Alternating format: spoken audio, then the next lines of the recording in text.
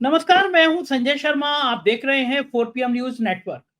Sunday का दिन है, आपको बेसब्री से प्रतीक्षा होगी राजीव नारायण जी की भविष्यवाणी की। हर बार की तरह मैं आपको बता दूं कि अगर आपका ज्योतिष में यकीन है तो ये प्रोग्राम देखिए, नहीं यकीन है तो बिल्कुल मत देखिए। तो मुझे भविष्यवाणी अच्छी लगती है, मुझे ज्योतिष में यकीन है, इसलिए मैं प्रोग्राम करता हूँ। राजीव जी पेशे से इंजीनियर हैं, सालों तक अध्यात्म का अध्ययन किया, फिर भविष्यवाणी करने लगे। कुछ सही हुई, कुछ गलत हुई। आज की भविष्यवाणी में बहुत कुछ खास है। पिछली बार जब उन्होंने मुझसे शो किया था तो उन्होंने कहा था कि अमेरिका युद्ध में सीधे दखल देगा, ईरान और इजराइल के बीच में। लेकिन तब तक अमेरिका कह चुका था कि 2 हफ्ते बाद दूंगा, और मेरे रिकॉर्ड प्रोग्राम करने के कुछ घंटे बाद ही हमला कर दिया। इसी तरह उन्होंने कहा था शुक्र बदल रहा है, कुछ राहत मिलेगी, सीज फायर हो सकता है, सीज फायर हो गया। आज उन्होंने अमेरिका को लेके एक बड़ी भविष्यवाणी करी है। न्यूयॉर्क का मेयर कौन बनेगा बताया है। और संघ और भाजपा के बीच ऐसा क्या है कि बार बार संविधान का मुद्दा लेकर संघ आ जा रहा है। तमाम ज्वलंत मुद्दों पर भविष्यवाणियां आप सुनिएगा। उससे पहले रिक्वेस्ट करूंगा कि आपके प्यार के चलते हमने 4 PM मिडिल ईस्ट चैनल बनाया था। बहुत सारे दर्शक पूछ रहे हैं कैसे सब्सक्राइब करें। ये उसका लोगो है। आप जब यूट्यूब में जाएंगे 4 PM middle east log in करेंगे तो ये आपको लोगो दिखाई देगा। इस चैनल को सब्सक्राइब और ज्वाइन करिएगा। चलते हैं राजीव जी के पास। आपसे रिक्वेस्ट है कि चैनल को सब्सक्राइब और ज्वाइन कर लें। सुनते हैं उनकी बातें। 4 PM न्यूज नेटवर्क में स्वागत है राजीव नारायण जी आपका। गजब हो गया। मैंने पिछली बार संडे का प्रोग्राम शनिवार को रिकॉर्ड किया था, और शनिवार को जब मैंने रिकॉर्ड किया तो आपने कहा था कि अमेरिका का डायरेक्ट हस्तक्षेप दिख रहा है इजराइल और ईरान की लड़ाई में। और मेरे ख्याल से वो आज शाम के 7 या 8 बजे मैंने प्रोग्राम रिकॉर्ड किया था, और मैं सोया ही था। मतलब कुछ घंटे ही बीते थे कि अमेरिका ने सीधा अटैक कर दिया। यानी आपकी भविष्यवाणी के कुछ घंटे बाद ही अमेरिका ने अटैक कर दिया।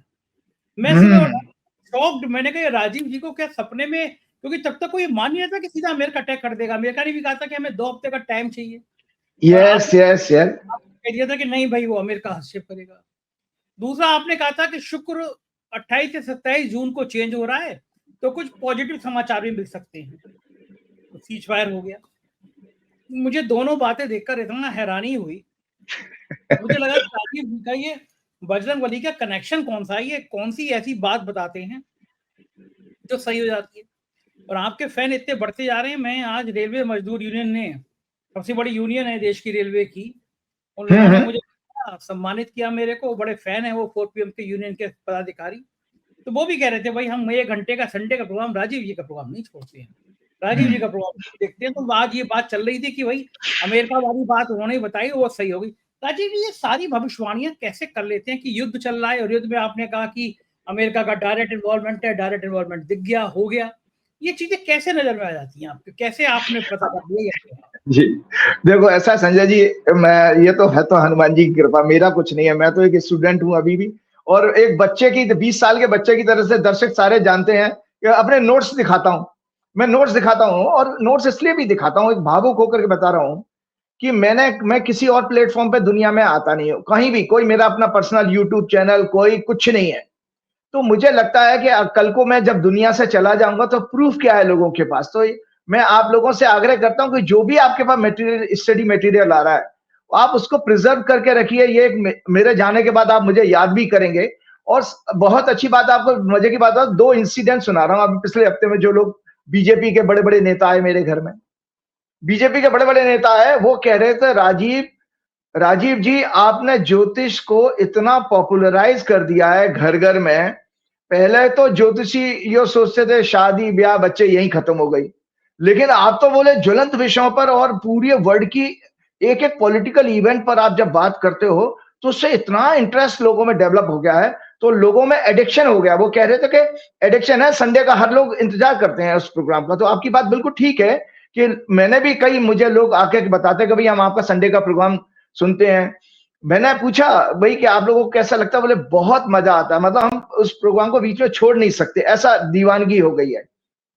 दूसरी बात, एक अमेरिका से एक सज्जन आए अभी 2 दिन पहले, उन्होंने मेरे से रिक्वेस्ट की थी। वो दो साल से जुड़े हुए, आपका प्रोग्राम लगातार देखते हैं। उन्होंने मेरे से ये रिक्वेस्ट की कि मैं आपसे जस्ट मिलना चाहता हूं 2 मिनट के लिए। तो वो आए, आकर के उन्होंने कहा कि इतनी इंफॉर्मेशन आपके प्रोग्राम में है कि अगर उसकी एक पूरी फाइल बनाई जाए तो लोग आने वाली पीढ़ियां उसमें बहुत सारी नॉलेज उसको ले सकती है। मतलब राइट फ्रॉम जब हमने 1 जून 2023 को जो प्रोग्राम किया, अगर उसका कलेक्शन किया जाए तो बहुत सारा है। तो ये सब चमत्कार हनुमान जी का है, बिल्कुल सच कह रहे हैं। और आपकी बात सच है कि वो जो हमारा 21 जून को जो रिकॉर्ड हुआ था प्रोग्राम लेट इवनिंग में, और उसमें मैंने बकायदा, अभी मैं फिर दर्शकों को बताऊंगा कि जो मैंने ये कहा कि मैंने हॉरोस्कोप दिखाई थी अमेरिका की और डोनाल्ड ट्रंप की, आपके ऑफिस ने भी दिखाई थी। तो वो उसमें मैंने कहा कि दोनों की हॉरोस्कोप में देख लिया, अंगारक योग लगन में बन रहा है। और मैंने साफ साफ ये कहा, उसकी वीडियो शॉर्ट वीडियो आप जरूर शेयर कीजिएगा, अपने ऑफिस में बोलिएगा, जिसमें मैंने कहा कि अमेरिका का इस वॉर में उतरना, इंगेज होना सर्टेन है, सर्टेन है। एक रिसर्च का पूरा कंफर्मेशन हो जाना चाहिए।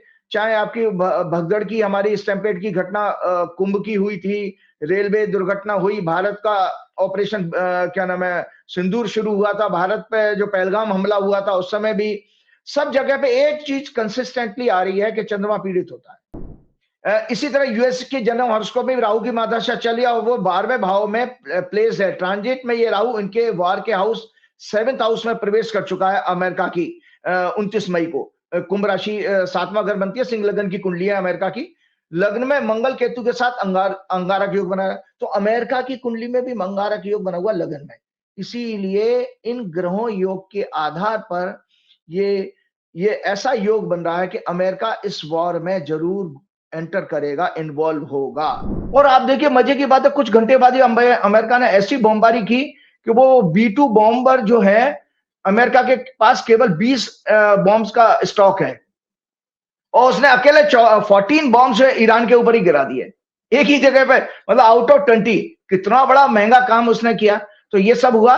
दूसरा बात यह है कि जिस तरह से आप देख रहे हैं कि हताशा, निराशा पूरी दुनिया में थी, हिंसा हिंसा हिंसा, लोग मर रहे हैं बेवजह गाजर मूली की तरह, या दूसरे लोग, कुछ हजार लाखों लोग ऐसे हैं जो बंकर में छिपे हुए हैं, अपनी नॉर्मल लाइफ आदमी खो बैठा है। तो उसमें एक ज्योतिषी आपको होप दे रहा है, उम्मीद जता रहा है कि ये वॉर ज्यादा नहीं चलेगा और फलानी तारीख के आसपास आके सीज फायर का आ जाएगा। तो संजय जी, अक्सर मैंने आपके प्रोग्राम में ये कहा है कि आज हम जो प्रोग्राम कर, हमारा शुक्र ऑलरेडी चेंज हो गया है 22 तारीख की रात, सॉरी 28 की लेट नाइट, मतलब अर्ली मॉर्निंग 29 को। तो उस शुक्र का प्रभाव हमने अक्सर आपके प्रोग्राम में कहा था कि ग्रहों के प्रभाव 2-3 दिन पहले आने लग जाते हैं। और यही उन्हीं ग्रह, जब वो डोनाल्ड ट्रंप ने सीज फायर अनाउंस किया तो मैं मुस्कुराने लगा कि मैंने अगले प्रोग्राम के लिए मेरे पास कंटेंट आ गया कि भाई मैं कहूंगा मैं पहले ही बता चुका था। तो मैं दर्शकों को जल्दी से, पहले इस इजराइल की ज्यादा डिटेल आज चर्चा नहीं करूंगा, ये इजराइल की हॉरोस्कोप है। और दर्शकों जो इस इजराइल की हॉरोस्कोप में मैंने आपको हमेशा आपके प्रोग्राम में ये बताया है कि 9वां घर जो है भाग्य का भी है। और मंडेन एस्ट्रोलॉजी की ये किताब है, मंडेन एस्ट्रोलॉजी के अनुसार संजय जी 9th हाउस से डिप्लोमेसी देखी जाती है।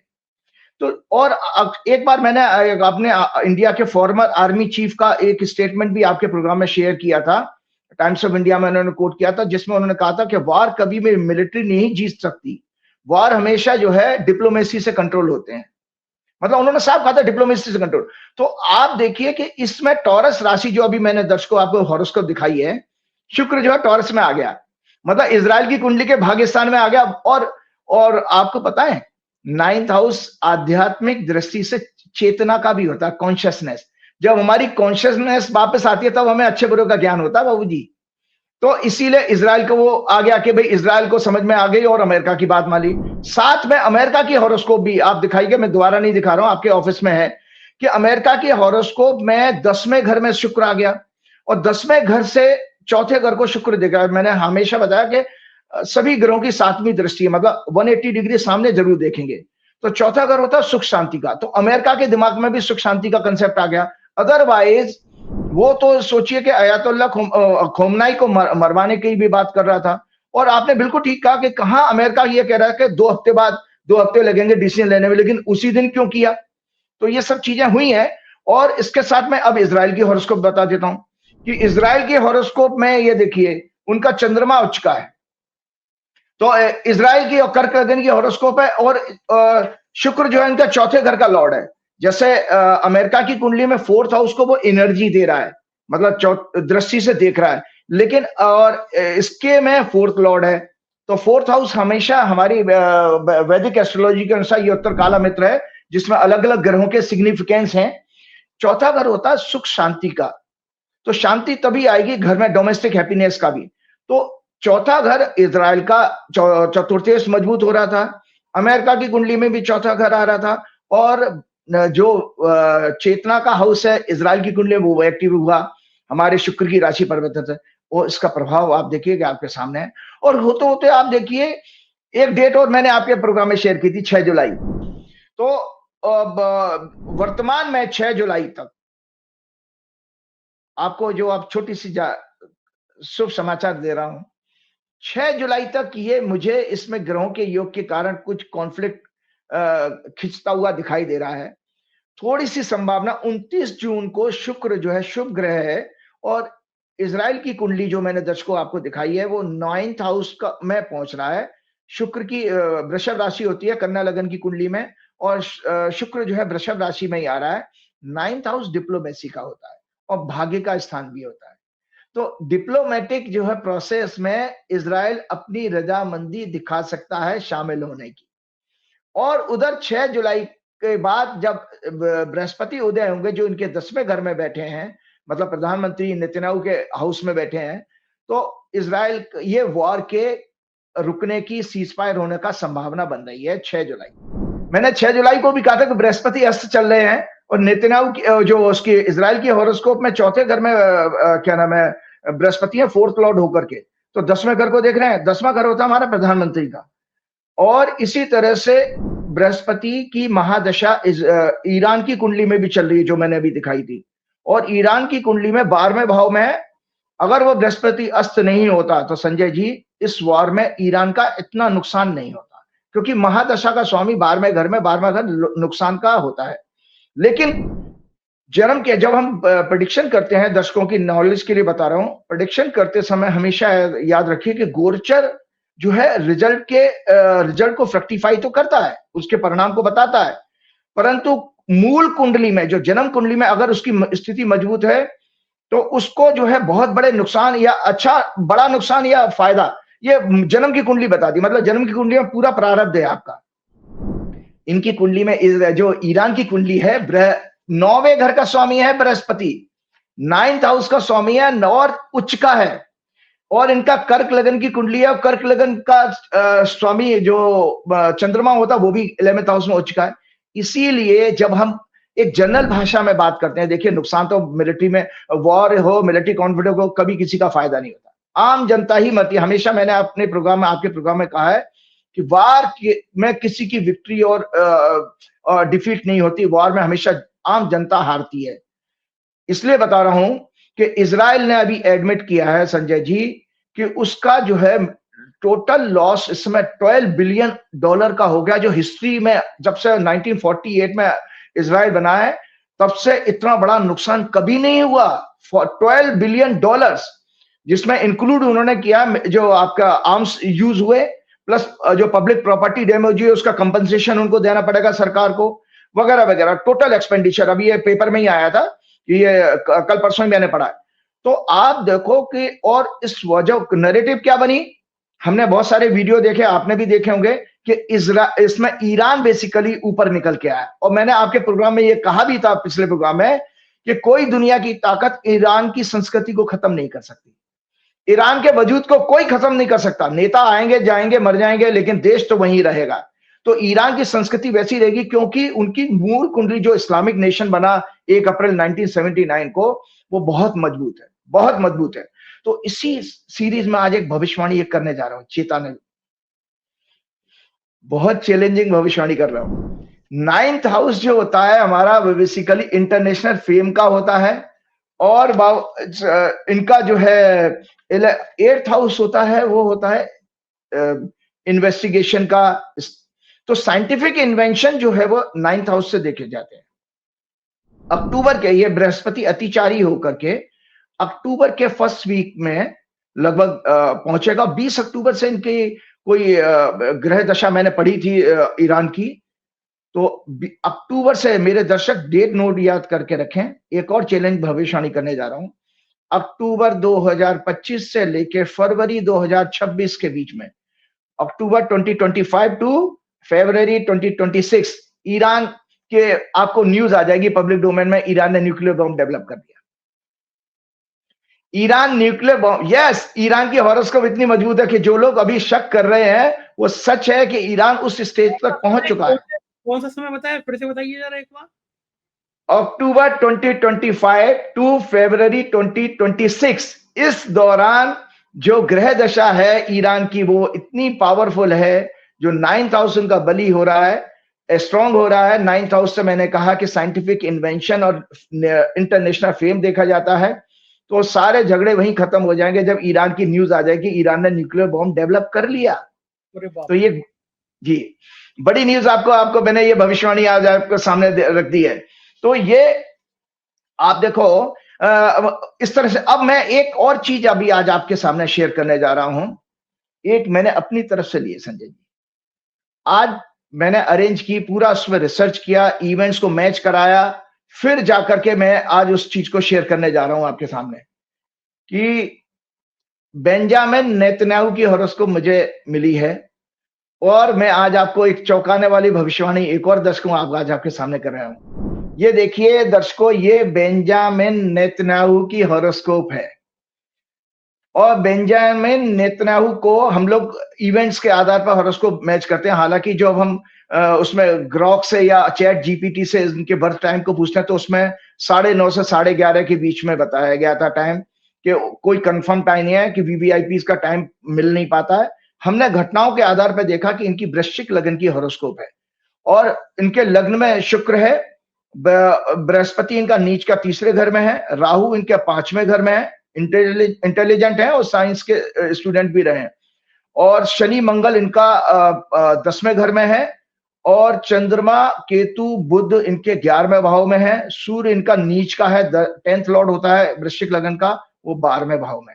तो आज इस हॉरोस्कोप को मैं डिटेल में चर्चा करूंगा, क्योंकि इस व्यक्ति ने जो पिछले 2 साल में जो मानवता का नुकसान किया है वो अपने आप में विलक्षण है। इनका जन्म एक दर्शकों जानकारी के 21 अक्टूबर 1949 अराउंड 10:30 AM तेल अवीव में हुआ था, और प्राइम मिनिस्टर, ये थोड़ा सा इनका ब्रीफ इंट्रोडक्शन भी दे देता हूं, किन घटनाओं पे हमने इनकी हॉरोस्कोप को करेक्ट किया। ही is the chairman of Likud political party since 1993। Currently ये राइटअप जरूर शेयर कीजिएगा, सो दैट दर्शकों के पास ये इवेंट मतलब डिटेल भी होगी। Currently, he is the PM of Israel since 2022. 2022 से ये PM है। Previously, he was PM for 1996 to 99, और 2009 से 2021 के बीच में भी ये PM रहे, 3 बार PM रहे हैं, और ये सबसे लंबे टेन्योर के PM है, 17 बरस हो चुके हैं इनको। और इसमें कुंडली में जो मैंने अभी हॉरोस्कोप आपके सामने शेयर की, वृश्चिक लग्न की कुंडली का लॉर्ड होता है मंगल, और मंगल 10वें घर में वैसे ही मजबूत होता है। मंगल इनका क्या नाम है 10th हाउस में बैठा है शनि के साथ में, जो 3rd लॉर्ड है और 4th लॉर्ड भी है। तो एक बहुत अच्छा कॉम्बिनेशन है, लेकिन मंगल अपने आप में एक 10वें घर में रूथलेस बना देता है, इसीलिए बड़े रूथलेस हैं, हार्डलाइनर हैं, इमोशंस नाम, और इनका इमोशंस का हाउस भी पीड़ित है क्योंकि राहु है वहां पे, तो इमोशनल लेस है। आज आपके दर्शकों सामने एक और बता रहा हूं, मैंने आपके डोनाल्ड ट्रंप की हॉरोस्कोप की भी चर्चा की है कि विश्व के जितने भी तानाशाह होते हैं वो मेंटली पागल होते हैं। तो आज नेतन्याहू के बारे में भी मैं इसी तरह की बात करने वाला हूं, क्योंकि उनका चंद्रमा भी पीड़ित है, मंगल के नक्षत्र में है और केतु के साथ है। तो ये ऐसा चंद्रमा बेसिकली क्या रिजल्ट देता मैं आपको पढ़ के सुनाता हूं, आप देखिएगा। लिखा है, he is the longest serving PM in the history of Israel, 17 year. He is BSc in architecture and MSc in business management. He has served as Israel ambassador to the UN 1984 से 88 तक UN में ambassador रहे हैं। He is a hardliner and believe in expansion. ये इसीलिए देखो विस्तार करने में, तभी तो गाजा पट्टी को कब्जा करने के चक्कर में एक्सपेंशन करने का इनका एटीट्यूड है, मतलब देश का विस्तार करने का। And strong Israeli defence, strong critic of Iran nuclear ambition. He has 2 sons, इनके 2 बेटे हैं। He was indicted in 2090 for bribery case, इनके ऊपर ब्राइबरी में वहां की सुप्रीम कोर्ट ने केस भी चल रहा है इनका, जिसको अभी इन्होंने मतलब डिले करने के लिए या पोस्टपोन करने के लिए कहा था, कोर्ट ने मना कर दिया रिसेंटली, 1-2 दिन पहले की बात है। Fraud and breach of trust in 3 cases involving gift from businessman, हमारे मोदी जी की तरह बिजनेसमैन से गिफ्ट लेने का आरोप है, एंड फेवरेबल मीडिया डील्स इन्होंने कुछ किए हैं। He was criticised for failing to prevent 7 October 2023 Hamas attack which killed about 1200 Israeli and took 251 hostage हुए, जो अभी पिछले साल 2 साल पहले हुआ। His military response in Gaza resulting in over 50,000 deaths, 50,000 से ज्यादा मृत्यु हो चुकी हैं, डेथ हो चुकी हैं इनके military. He was indicted for war crime by ICC। आपको पता है आईसीसी ने इनको वार क्राइम में इंडिक्ट किया, जिसकी वजह से इनके ऊपर वारंट इशू है। ये अमेरिका फेवरेबल जो मतलब कुछ कंट्रीज में जा सकते हैं, वरना कहीं भी किसी कंट्री में कोई भी आईसीसी के लॉ के अंदर इनको अरेस्ट कर सकता है। इसीलिए अमेरिका जाते हैं, किसी दूसरे देश की यात्रा नहीं करते हैं ये। Arrest warrant has been issued by ICC in November 2024 for starvation as a method of warfare and attacks on civilians. His 2023 push for judicial reforms like Modi, इन्होंने 2023 में जुडिशियल रिफॉर्म करके हमारी तरह, जैसे हमारे यहाँ बीजेपी सरकार सुप्रीम कोर्ट को कंट्रोल करना चाहती है ना, तो इसी तरह इन्होंने भी किया है वहां पर। Seen as undermining democracy. लेकिन हमारे देश में और इजराइल में या अमेरिका में एक फर्क है, हमारे वहां पर सड़कों पे लोग हजारों लाखों लोग आ गए, विरोध किया उन्होंने चीज का। हमारे यहाँ पता नहीं क्या किस बात की सुस्ती है, वो हम बाद में चर्चा करेंगे। स्पार्क मास प्रोटेस्ट।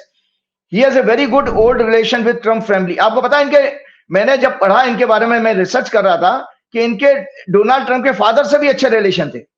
तो डोनाल्ड ट्रम्प इनका फैमिली फ्रेंड है। हालांकि डोनाल्ड ट्रम्प के आसपास आयु के, डोनाल्ड ट्रम्प का 1946 का बर्थ है, इनका 49 का बर्थ है। Astrologically, he was born in a Scorpio sign and Virgo Rashi. His birth nakshatra is of Mars, Chitra नक्षत्र है, जो मैंने अभी आपको बताई दिया प्लैनेटरी पोजीशन में। Saturn is afflicting debilitated sun, so he must be a egoistic person. मैंने प्लैनेटरी पोजीशन आपको एक्सप्लेन करी दी थी। इन मून चार्ट, चंद्रमा के चंद्र कुंडली में 12th lord in 12th second house finance, and third lord eighth lord Mars and Saturn is afflicting second house or second lord. Hence, he should be a corrupt person also. He should be a corrupt person. Like Donald Trump, his moon is, मैंने इसमें बताया कि like Donald, मैंने जब research की astrologically, like Donald Trump, his moon is afflicted with Ketu and both are in the nakshatra of Mars, Mangal. Mars and Ketu has nakshatra exchange also. So he must be suffering with paranoia, mental disorder. He must be suffering with the Paranoia mental disorder. क्या है उसको फिर दोबारा repeat कर, excessive distrust. इस बीमारी से क्या होता है, सस्पिशन और fear that others are out to harm और deceive him, often without evidence. Such type of disease can manifest schizophrenia और anxiety disorder symptoms including hyper vigilance, interpreting neural action as threat and difficulty trusting others. यही reason है कि इस व्यक्ति को इस मानसिक बीमारी के कारण ये हमेशा डर सता रहा है कि ईरान न्यूक्लियर बॉम्ब न बना ले।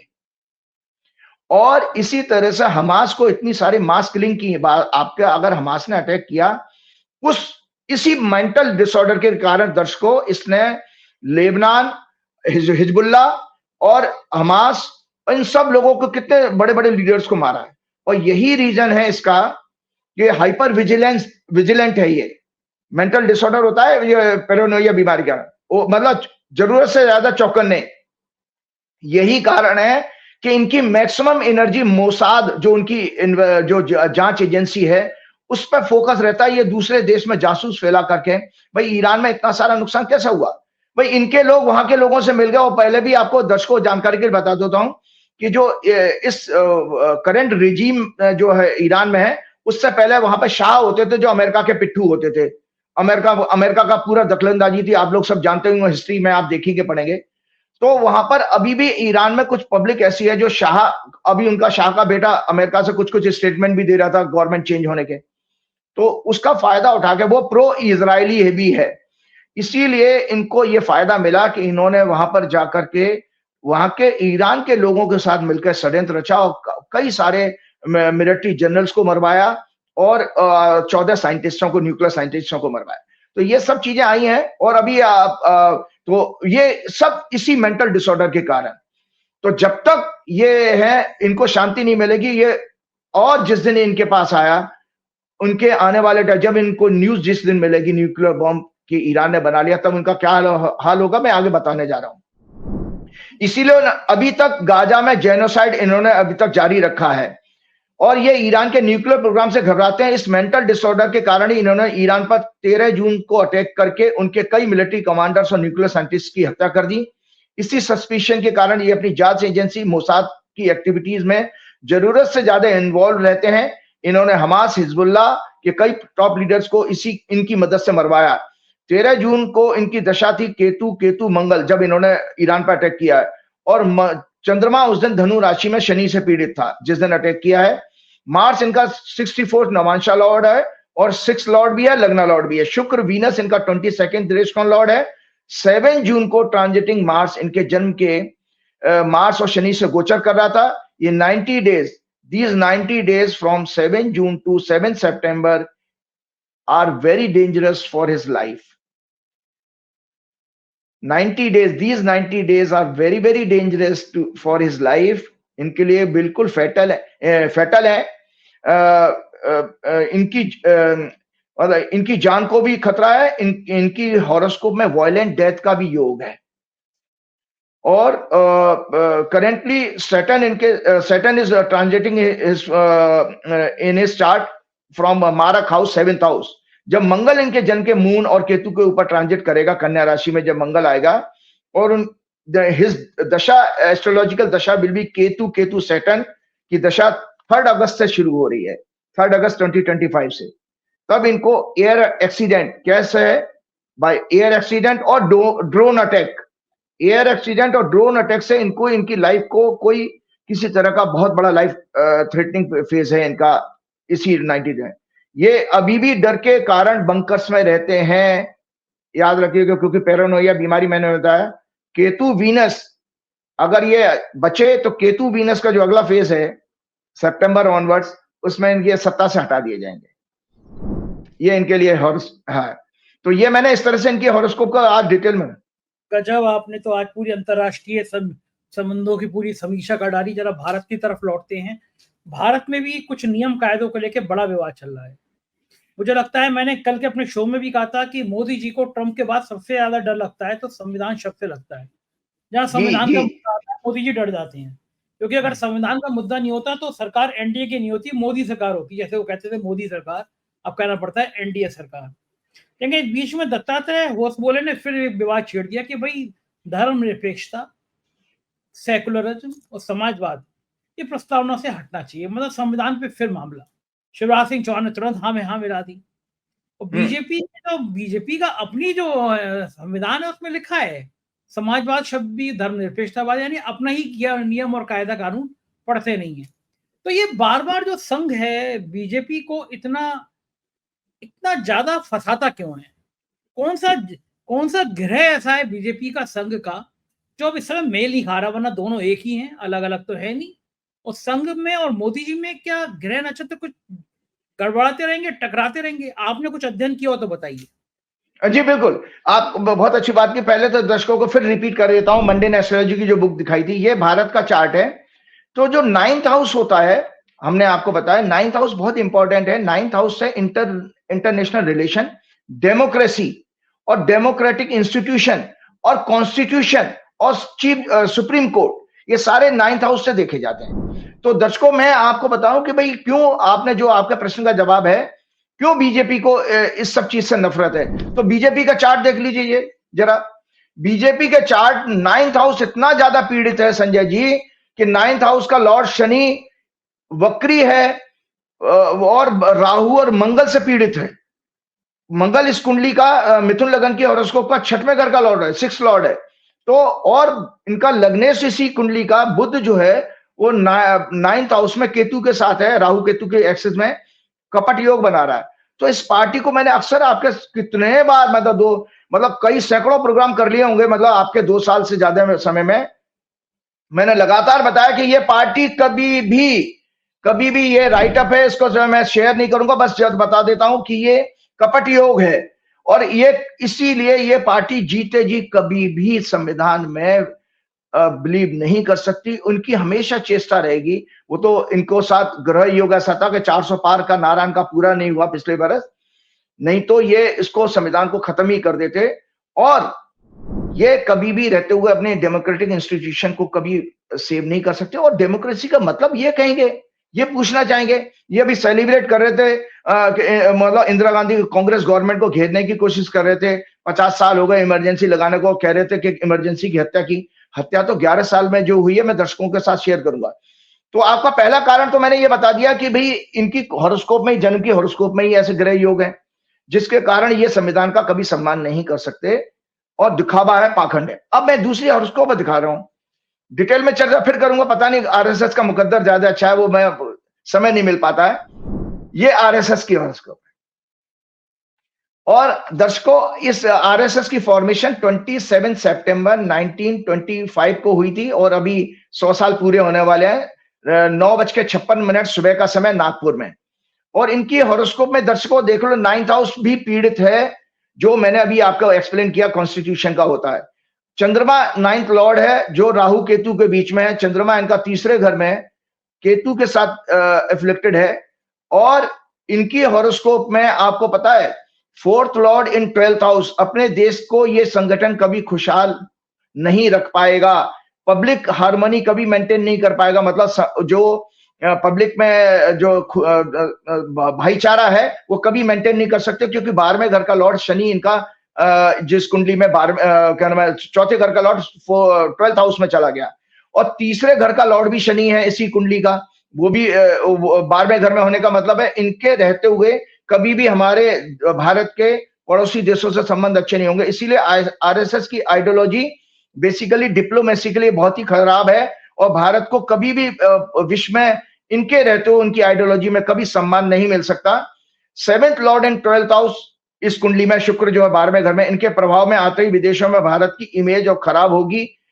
मतलब ये नो मैरिज का कॉम्बिनेशन, अगर किसी व्यक्ति की कुंडली देख रहा होता तो मैं विवाह ना होने का योग था ये। सेकंड हाउस इनका बहुत ज्यादा पीड़ित है इसी कुंडली में, इसीलिए ये हमेशा भ्रामक और एग्रेसिव प्रचार करते हैं।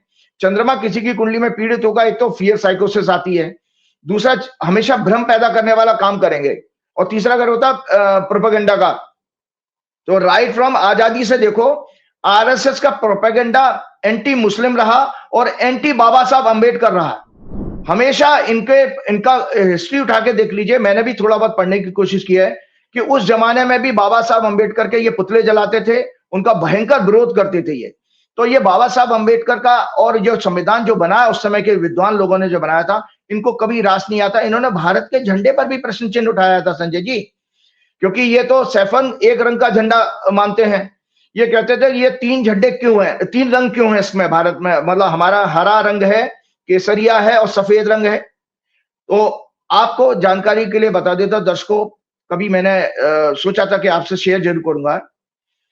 केसरिया रंग आध्यात्म का होता है, सफेद रंग व्हाइट जो कलर होता है वो पीस का होता है, और ग्रीन रंग जो होता है, ग्रीन कलर होता है ग्रोथ का। तो बड़ी सोच समझ करके हमारे इंडिया के फ्लैग की जो जिसने भी इसको डिजाइन किया होगा, बहुत ही अच्छा डिजाइन किया कि जिसमें आध्यात्म भी है, जिसमें पीस भी है और जिसमें ग्रोथ भी है। और अगर आरएसएस की बात करें तो भैया ये कोई सतयुग तो है नहीं जो आप आध्यात्म की बात करेंगे। जब देश चलाओगे तो आपको इकोनॉमी और प्रोग्रेस की बात भी होनी चाहिए, इसीलिए इनका वो कंसेप्ट ही अलग है। तो बीजेपी, और जो अभी मैंने बीजेपी की कुंडली दिखाई संजय जी, उसमें भी 3rd हाउस हेवीली एफ्लिक्टेड है। तो दर्शकों आपके सामने ये पूरा देखिए क्लियर कट जो है इसकी रीजनिंग है कि दोनों के तीसरे घर, मतलब आरएसएस जो उनकी मदर पार्टी है, मदर ऑर्गेनाइजेशन है, ये हमेशा जनता को भ्रमित करके फॉल्स प्रोपेगेंडा नैरेटिव के जरिए भ्रमित करते रहेंगे और अपना उल्लू साधते रहेंगे, अपना शासन करते रहेंगे। तो आपको एक जानकारी के लिए मैं बता दूं, थोड़ा सा ये शेयर मैंने किया था कि दर्शकों को अक्सर नॉलेज बहुत अच्छी लगती है, तो मैंने एक कंटेंट तैयार किया था डेमोक्रेसी का, कि डेमोक्रेसी है क्या, हम लोगों को जानना चाहिए डेमोक्रेसी क्या है। हम शब्द तो सुन लेते हैं। तो मैंने इसमें लिखा, भाजपा और मोदी सरकार का डेमोक्रेसी प्रेम और इमरजेंसी पीरियड को याद करना सिर्फ एक पाखंड और ढोंग है। Democracy is a system of government where power is vested in the people of exercise it directly or through elected representatives. It's rooted in the idea of collective decision making, involving free and fair election, equal voting rights and accountability of leaders to the public. क्या कहता है democracy? Accountability of leaders to the public. The terms come from Greek word demos. Demos का मतलब होता है people. And kratos का मतलब होता है rule, means rule by the people. Its key features are, democracy के जो important features हैं, participation. Citizens have a say in governance, often through voting or public discourses, जो हमारे मोदी सरकार में बिल्कुल ही बंद हो गए हैं. Equality. Each person's vote carries equal weight regardless of status, caste and creed. Third, accountability. Leaders are answerable to electorate and can be removed if they fail to serve the public interest. Fourth, rule of law. Laws apply equally to all, protecting individuals' fundamental rights and preventing tyranny. Freedom. पांचवा है freedom. Core liberties like speech, assembly and press are safeguarded to enable open debate. अब आप बताइए, open debate होती नहीं, press की freedom इन्होंने खत्म ही कर दी है. और आप देखो जो फ्रीडम ऑफ स्पीच के ऊपर भी सैकड़ों केसेस आते रहते हैं. जैसे मैं बता रहा था कि डेमोक्रेसी की कुछ खामियां भी हैं, फ्लॉज हैं. वो है वोटर एपैथी, जिससे हम देख रहे हैं हमारे यहाँ कई जगह पे तो 40% ही वोटिंग होती है. मिस इन्फॉर्मेशन और elite capture can challenge its ideal. तो एलाइट कैप्चर का मतलब है पैसे वालों के हाथ में चला जाए सारा. जैसा जिस तरह से मुझे आपके पूर्व जो है एक्स जो है क्या नाम है चीफ इलेक्शन कमिश्नर थे राजीव कुमार जी, उन्होंने मुझे खुद कहा था कि बहुत ज्यादा पैसा आ गया है. तो ये एलाइट कैप्चर का इंडिकेशन है. और गोदी मीडिया का जो बिहेवियर है वो मिस इन्फॉर्मेशन है कि लोगों के पास सच आ ही नहीं रहा, तो फिर लोग वोट भी उनकी फिर गलत, वोट देने का परसेप्शन भी गलत हो जाएगा. तो आपको जानकारी होनी चाहिए कि 2023 में India was ranked 41st out of 167 countries democracy index में, और केवल उसको 7.2 मार्क्स मिले थे. और ये क्या नाम है आपका जो है 2014 में 27th रैंक थी हमारी, उससे हम नीचे गिर गए. तो इसलिए ये जो राइटअप है मैंने आपको जो दिखाया था, India has been consistently classified as a flawed democracy since 2010. मतलब इस डेमोक्रेसी में कुछ कमियां हैं. जैसे मोदी जी बड़ी बड़ी बातें, तो क्या कमियां हैं? इट मींस इसका डेमोक्रेटी जो फ्लॉड डेमोक्रेसी का मतलब क्या है?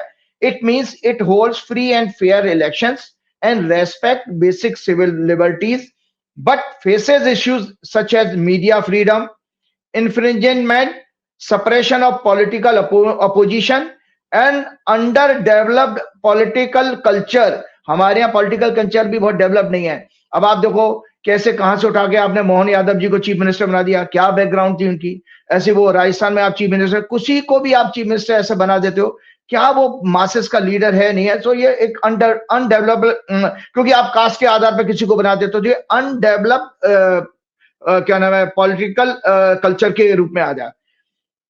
और देखिए अभी और स्थिति क्यों बढ़ी. मोदी सरकार में सिविल लिबर्टीज, मीडिया कंट्रोल और सप्रेशन और पॉलिटिकल अपोनेंट्स को जांच एजेंसीज के द्वारा टारगेट करना, और अब तो इलेक्शन कमीशन को कंट्रोल करके फ्री एंड फेयर इलेक्शन पर भी प्रश्न चिन्ह लगने लगा है. जैसे आप देख रहे हैं राहुल गांधी बार बार इतने टाइम से वो ई वोटर लिस्ट मांग रहे हैं, प्लस लास्ट डे की जो है वीडियो रिकॉर्डिंग मांग रहे हैं. आज तक चुनाव आयोग ने महाराष्ट्र की, हरियाणा की नहीं दी, जबकि कोर्ट में मैटर है उसके बावजूद भी. तो अब जो फ्री एंड फेयर इलेक्शन पर भी अब प्रश्न चिन्ह लग चुका है. इन्वेस्टिगेटिंग एजेंसीज और अदर कॉन्स्टिट्यूशनल बॉडीज पर सरकार का पूरा कंट्रोल पहले से ही था. जुडिशरी पर भी ये कंटिन्यूअस अटैक करते रहते हैं. इसलिए इन्होंने पिछले 11 वर्षों से अनडिक्लेयर्ड इमरजेंसी लगा रखी है. जैसे मल्लिकार्जुन खड़गे जी ने कहा, वो बात सच है कि 11 साल से अनडिक्लेयर्ड इमरजेंसी, कम से कम इंदिरा गांधी ने कॉन्स्टिट्यूशन के में जो उनको पावर पीएम को है उसका सहारा लेकर के इमरजेंसी लगाई थी. फिर बाद में फ्री और फेयर इलेक्शन भी कराए. 1975 में इंदिरा गांधी ने इमरजेंसी लगाकर डेमोक्रेसी को वीक तो किया था, लेकिन उसे भी कॉन्स्टिट्यूशन के अकॉर्डिंग लगाया था, और हटाकर फिर फ्री फेयर इलेक्शन भी कराए, और जनता के द्वारा उनको पनिशमेंट भी मिला, चुनाव हारी थी. लेकिन बाद में उसी जनता ने 1980 में दोबारा चुनाव जिता करके उनको सत्ता दी. इसका मतलब जनता ने माफ कर दिया. तो फिर आप 50 साल बाद क्यों रोना रो रहे हो? जब जनता ने एक बार पनिश किया, उसी जनता ने उनको माफ किया, तो मुद्दा तो वही खत्म हो गया, डेड हो गया ये.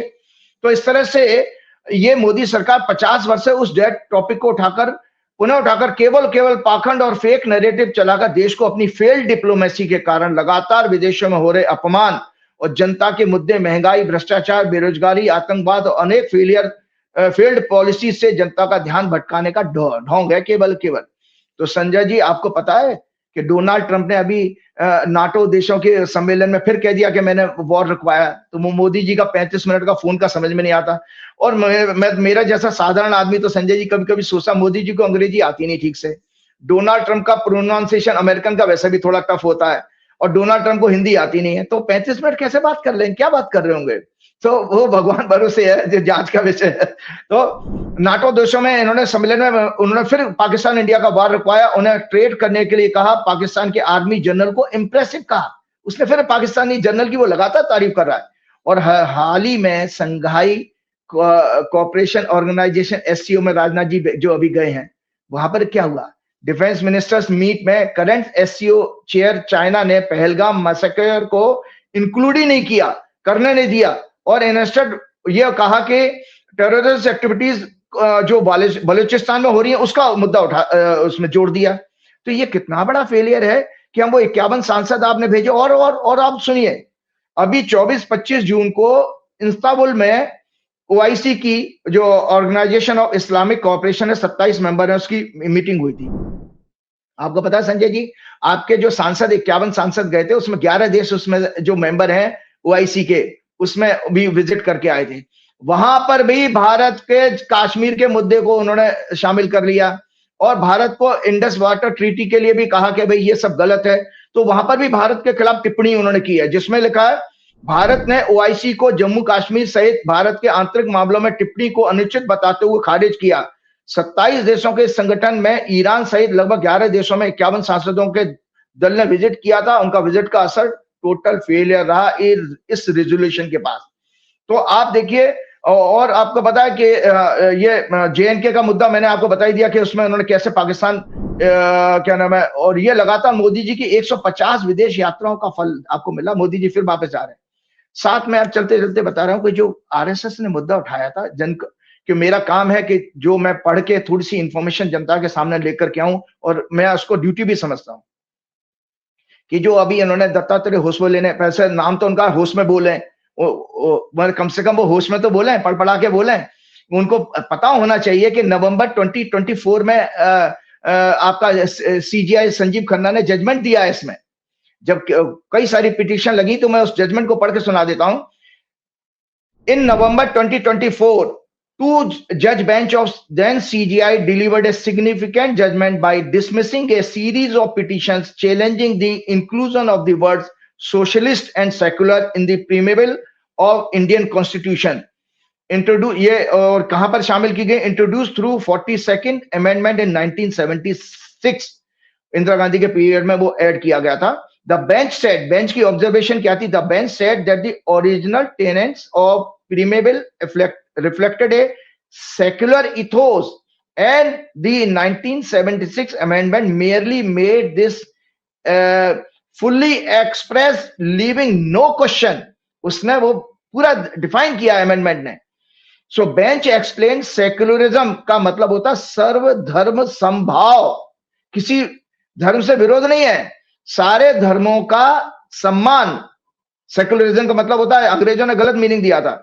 तो बेंच एक्सप्लेन सेक्युलरिज्म मीन्स सर्वधर्म समभाव में in Indian contest represents A facet of the right to equality and ensures equal treatment of all religions and faith, ये सुप्रीम कोर्ट ने कहा था।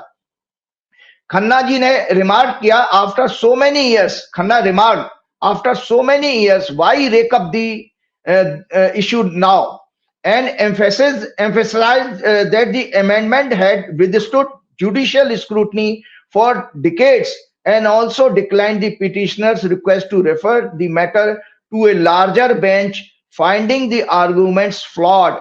उन्होंने आर्गुमेंट को फ्लॉड पाया, उन्होंने कहा कोई लार्जर बेंच को रेफर करने का भी मना कर दिया, और उन्होंने एम्फेसिस किया कि भाई ये जो है बेसिकली ये कई डिकेड्स तक इसकी जुडिशियल स्क्रूटनी हो चुकी है। तो ये इसीलिए आज आप चलते चलते मत कहिए, एक बड़ा महत्वपूर्ण सवाल और है न्यूयॉर्क के मेयर को लेकर पूरी दुनिया की निगाह है। एक मीरा नायर का बेटर ममदानी जी लड़ रहे हैं चुनाव, वहां से नौजवान है बिल्कुल, और ट्रंप के पसीने आ गए हैं। जिस तरह से वो चुनाव लड़ रहा है शख्स, उसने कमाल कर दिया है। नौजवान मुश्किल से 32-33 साल का नौजवान होगा, लेकिन पूरे न्यूयॉर्क नहीं, पूरे अमेरिका को हिला दिया उस आदमी ने। ट्रंप परेशान है कि अगर न्यूयॉर्क में ये जीत गया तो सिंहासन डोल जाएगा। आप जरा, आपने एक बार मुझसे कहा भी था कि आपने कुछ अध्ययन किया उनके बारे में, बताइए कि वो चुनाव जीतेंगे या हारेंगे न्यूयॉर्क। अरे वाह, आपने मेरे पसंद का विषय ले लिया, इसलिए भी ले लिया कि मैं भी बहुत सारी बातें जो अपने प्रोग्राम में करता हूँ यूथ को मोटिवेट करने की करता हूँ। तो एक ऐसा लड़का जो मुझे कहना बहुत अच्छा लगेगा, मैंने बहुत अच्छा इसके लिए बहुत आपने मेरे पसंद का दिया। सबसे पहले दर्शकों मैं बता दूं, ये राइट अप आप लोगों के पास है, अक्सर आपके पास भी मेल आती होंगी और मेरे पास तो बहुत सारी मेल आती है कि हम पॉलिटिकल फील्ड में जाएंगे नहीं जाएंगे। एक पॉलिटिकल एक कैरियर है, तो उसको मुझे बताना है, फिर मैं बताऊंगा इसकी हॉरोस्कोप में कितने अच्छे कॉम्बिनेशन है कि फर्स्ट जनरेशन का बिजनेसमैन है, माँ तो उसकी फिल्म प्रोड्यूसर और डायरेक्टर है और पिताजी उसके प्रोफेसर थे, और किसी विदेश में दुनिया के इतने बड़े ताकतवर देश में अपनी पहचान बनाना एक बहुत बड़ी बात है। तो मैं जल्दी से बताता हूं, उसको पढ़ के सुना देता। The literal and dictionary meaning of politics is the art और science of governance such as a nation and the administration and control of its internal and external affairs. The word politics comes from the Greek word politikos, और उसका मतलब होता of, for or relating to citizens. It consists of social relations involving authority or power and to the method and tactics used to formulate and execute the government policies. According to Vedic scriptures, हमारे जो Vedic scriptures हैं, Kshatriya represents the military और ruling class और administration. It means warrior having power, authority और royal status, emperor. The classification of varnas, जो हमारे वर्ण कर्म है, जो आप मनुस्मृति की बात कर रहे थे, वो जाति से नहीं बनाए गए हैं। द क्लासिफिकेशन ऑफ वर्ण was made on the basis of work, काम के हिसाब से बनाए गए थे। वर्क वैदिक ज्योतिष के अनुसार, आज दर्शकों आपको बताया वैदिक ज्योतिष के अनुसार पॉलिटिक्स कैसे देखी जाएगी। वैदिक ज्योतिष के अनुसार 3 क्षत्रिय राशि हैं, 3 क्षत्रिय राशि होते हैं। मेष राशि नंबर 1, सिंह राशि, लियो मेष को एरीज कहते हैं, लियो सिंह को कहते हैं, और धनु राशि ये क्षत्रिय राशि है। अगर आपकी कुंडली में है तो इसमें इसका मतलब है आपका कुछ इंक्लिनेशन जरूर होगा उस तरफ के काम करने का, क्षत्रिय टाइप के काम। और क्षत्रिय गुणों में आपको बताओ, आपके ब्यूरोक्रेसी भी क्षत्रिय गुण में ही आती है, आईएएस आईपीएस। एंड प्लैनेट्स, और इसके ग्रह कौन से हैं? सूर्य और मंगल। सूर्य और मंगल क्षत्रिय ग्रह होते हैं। जैसे नेतन्याहू की हॉरोस्कोप भी दिखाई थी तो मैंने 10वें घर में उसका जो है आपका मंगल है, और डोनाल्ड ट्रंप की कुंडली में भी 10वें घर में सूर्य है, तो क्षत्रिय प्लैनेट थे। एस्ट्रोलॉजिकल कॉम्बिनेशन, कंजंक्शन और म्यूचुअल एस्पेक्ट्स, पीएससी कहते हैं उसको, 5th Lord and 9th Lord with 10th house. 10th lord is a combination of royal status. 5th house represents as house of prime minister, ministers, and 9th house as minister or advisor. ये प्रतिभा यानी talent का भाव भी है, 5वां अगर कुंडली का होता है। मैं अभी उसकी हॉरोस्कोप दिखाने वाला हूं ममदानी की। एक्सचेंज और combination of 4th lord, 4th house, 10th lord, 10th house and their conjunction with 5th lord or 9th lord, it is an excellent combination of high office और status। ये किसी की कुंडली में जब भी कोई है, मैंने आज आपको सोल्यूशन दे दिया कि आप अपनी कुंडली में खुद स्वयं देख सकते हो कि मेरे पास फोन करने की जरूरत भी नहीं पड़ेगी। और 10th house is the house of ruling और गवर्नेंस और authority. Mahadasha relating connecting with these combination fructify the events. कब आपको ये सम्मान मिलेगा? जैसे बच्चे मेरे पास आते हैं ना, आईएएस आईपीएस की तैयारी कर रहे हैं, सिलेक्शन होगा नहीं, तो वो यही सब पैरामीटर लागू होते हैं। 3rd, 6th और 8th हाउस में अगर डेबिलिटेटेड प्लैनेट है वो भी राजयोग देते हैं। तो 2025 New York city mayor election is scheduled for November 4। ये 4 नवंबर को होने वाला है चुनाव। तो उसमें क्या हुआ? The democratic primary which use ranked choice voting took place on June 24। अभी June 24 को प्राइमरी, मतलब डेमोक्रेटिक पार्टी का या किसी पार्टी का वहां पर एक प्रोसीजर है, इलेक्शन होता है उसमें कि कौन कैंडिडेट बनेगा, ऐसे ही नॉमिनेट नहीं किया जाता ऊपर से। तो वो प्राइमरी में उसने election. Assembly member from Queens considered the presumptive democratic nominee after a strong showing in the primary where he had first choice vote and defeated Andrew Cuomo x governor of New York, and ये x governor को उसने हराया है, उसने क्या नाम है, Zohran Mamdani ने। His campaign focused on affordability, including rent freezes, free buses and universal child care. ये बिल्कुल उसी तरह के जैसे हमारे अरविंद केजरीवाल ने दिल्ली में शीला दीक्षित जी की सरकार को जनता के मुद्दे उठा करके उठाया था, वही उसने मुद्दे वहां पर। न्यूयॉर्क सिटी बहुत महंगा सिटी है और वहां पर आपको पता है कि कॉमन मैन के लिए रहना बहुत डिफिकल्ट है। He is a Shia Muslim and son of Mira Nair, film producer and academician Mahmood Mamdani, ex-professor Columbia University. He is a democratic socialist and his political contest of addressing issues like anti-Semitism. He also pursued a brief career as a rapper and actor. He is involved in activism. Rapper भी रहा है और उसने थोड़ा सा acting वगैरह का भी किया। सोशल मीडिया में ये पूरे वर्ल्ड में चर्चा का विषय है इसका। How the second largest Jewish city, Jewish की सिटी है, यहूदी है सबसे ज्यादा after Tel Aviv, New York voted for a Shia Muslim of Indian origin, वो भी गुजराती बैकग्राउंड से हैं।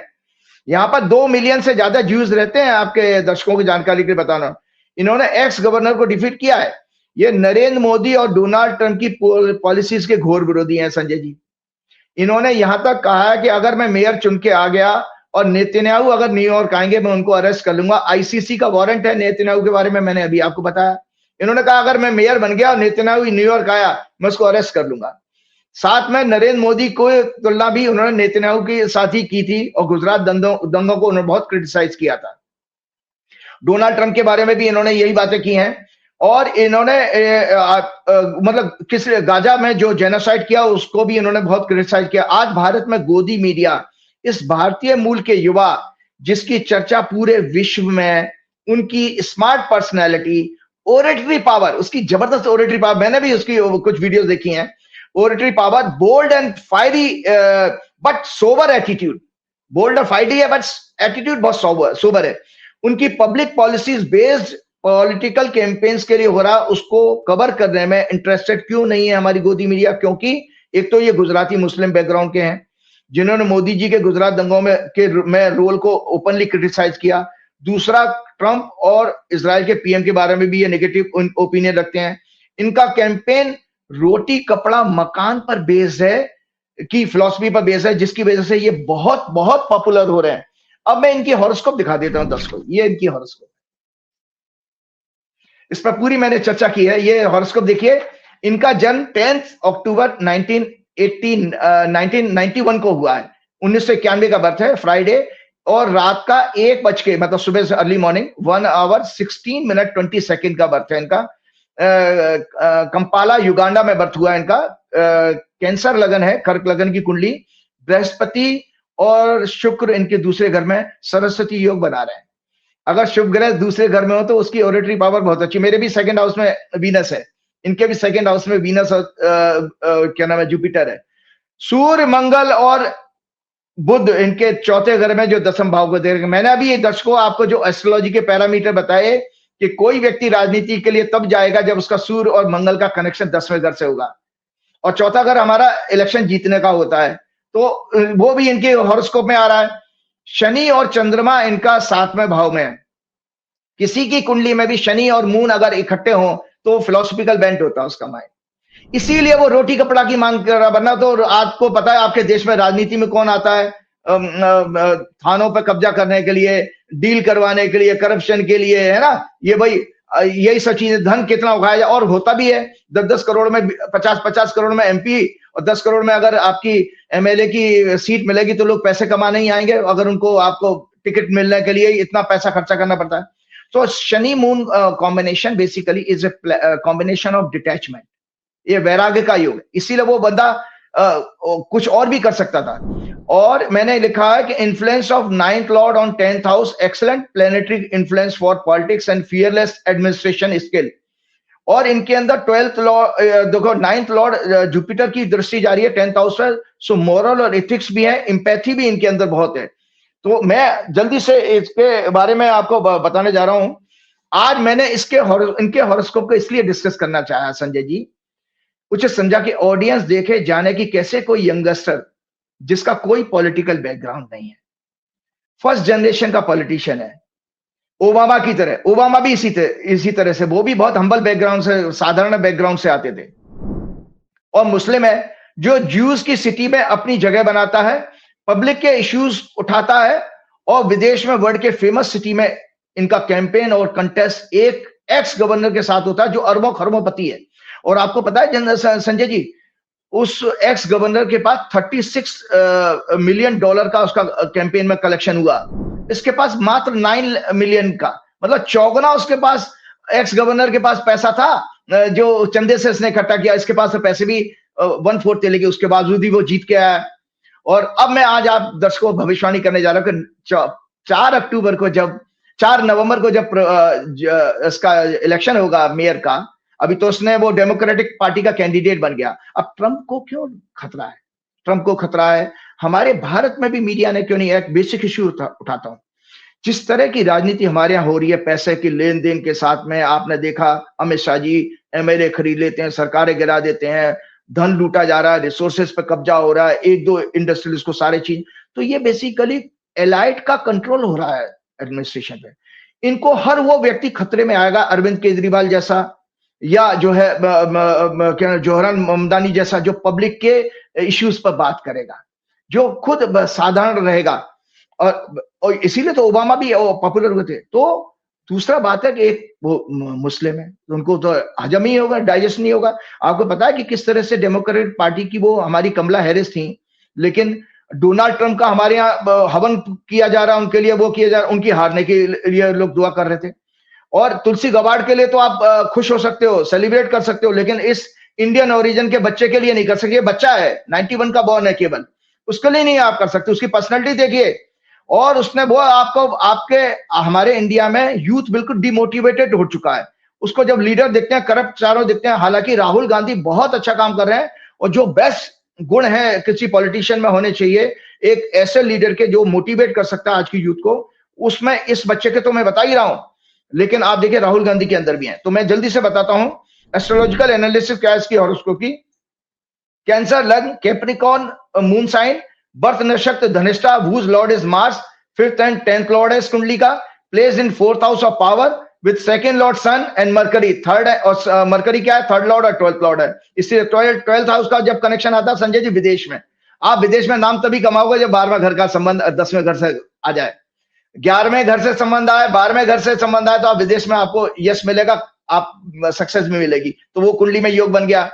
साथ में मतलब जुपिटर 9th लॉर्ड और 6th लॉर्ड है, वीनस 11th लॉर्ड और 4th लॉर्ड है, are in 2nd house. 9th lord Jupiter is expecting 10th house, और 2 Kshatriya planet sun Mars are also expecting 10th house. Rahu की position, Rahu position in 6th house is excellent, making him शत्रुहंता। इसीलिए बड़े से बड़े enemy को हरा सकता है, क्योंकि शत्रुहंता का जो योग राहु की पोजीशन इसकी बता रही है। वाणी के भाव में, स्पीच के हाउस में 2 बेनिफिक प्लैनेट्स इनकी ओरेटरी पावर, स्टाइल को और अट्रैक्टिव और एक्सीलेंट बना रहे हैं। ये सरस्वती योग है हमारे वैदिक ज्योतिष के अनुसार। सन और मार्स का 10th हाउस पर इन्फ्लुएंस इनकी फियरलेस वर्किंग स्टाइल को एक्सप्लेन करता है। 9th लॉर्ड जुपिटर का 10th हाउस पर प्रभाव इनकी वर्किंग में मोरालिटी, एथिक्स, एम्पैथी और रेस्पेक्ट ऑफ कॉन्स्टिट्यूशन का संकेत देता है।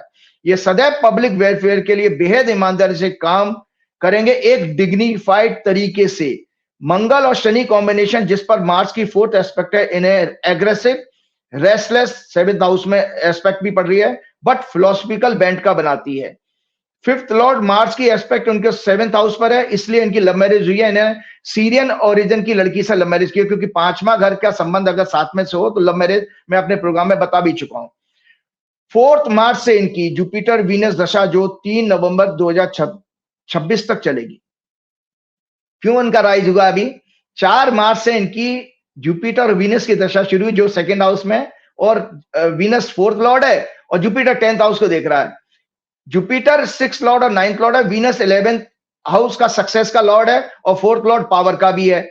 नवंबर 4, 2025 को दर्शक सुन लें, आज बड़ी भविष्यवाणी के साथ प्रोग्राम खत्म करना चाहूंगा कि नवंबर 4 2025 को इनकी जुपिटर सन की महादशा शुरू हो जाएगी। वीनस की 3 नवंबर तक है, 4 तारीख को वोट पड़ेंगे।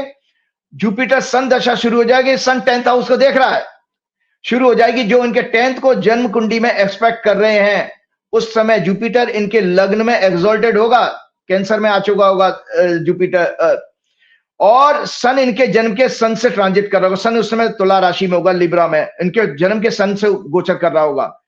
अतः ग्रह योग इनके मेयर इलेक्शन में सफलता का एक्सीलेंट योग बना रहे हैं, एक इतिहास बना सकते हैं, सफलता का योग बना रहे हैं।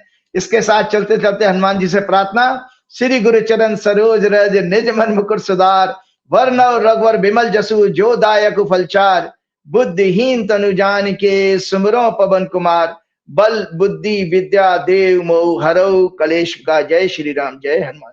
अगले प्रोग्राम में कुछ और चैलेंजिंग टॉपिक लेके आऊंगा, जैसे कौन से मोटिवेशनल लोग होते हैं जो यूथ को लीडर होते हैं जो यूथ को मोटिवेट कर सकते हैं। और मंगल की दशा में संजय जी हमारे यहाँ विवाह में और ज्यादा प्रॉब्लम्स आएंगी, मैरिजेस में इंडिया में, जो अभी सितंबर से शुरू हो रही है। साथ में हमारा फर्टिलिटी रेट कम हो रहा है, एक रिसेंट रिपोर्ट आई है, अगले प्रोग्राम में डिस्कस। जय श्री राम, जय। बहुत बहुत शुक्रिया राजीव जी। ये थे राजीव नारायण जी, पूरी बातचीत सुनिए, मुझे यकीन है बातचीत आपको जरूर पसंद आई होगी। आपके प्यार भरे कमेंट का मुझे इंतजार है। शुक्रिया, थैंक यू।